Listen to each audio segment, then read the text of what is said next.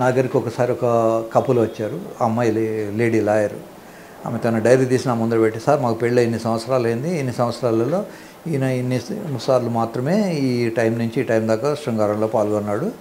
It is a very అకేజనల్గా కానీ ఈయన శృంగారం చేయడు, కనుక ఈయనకు ఏం వ్యాధి ఉందో చూడండి అని వచ్చాడు. సామాన్యంగా అబ్బాయిలకు ఒక అవగాహన ఉండాలి. పెళ్ళికి ముందు చిన్నపాటి ట్రైనింగ్ అవసరం. మన దేశంలో అట్లాంటి అవకాశాలు లేవు, కానీ వీలైతే వాళ్ళు కనీసం ఆండ్రాలజిస్ట్నో యూరాలజిస్ట్నో కలిసి ఫిజికల్ గాను సైకలాజికల్ గాను ఆర్ దే కంపాటబుల్, పెళ్లి చేసుకోవడానికి అర్హత ఉందా లేదా చూసుకోవాలి. ఈ బాడీలో ఎవరికైతే బాగా ఒబెసిటీ ఉంటుందో, ఎవరైతే సెడెంటరీ లైఫ్ లీడ్ చేస్తారో, ఎవరైతే హార్డ్ వర్క్ చేయరో వాళ్లకు టెస్టోస్టెరోన్ అనే హార్మోన్ తగ్గే అవకాశాలు చాలా ఉంటాయి. టెస్టోస్టెరోన్ కనుక 600 నానోగ్రామ్స్ కన్నా తక్కువైపోతే కోరికలు కూడా ఉండవు.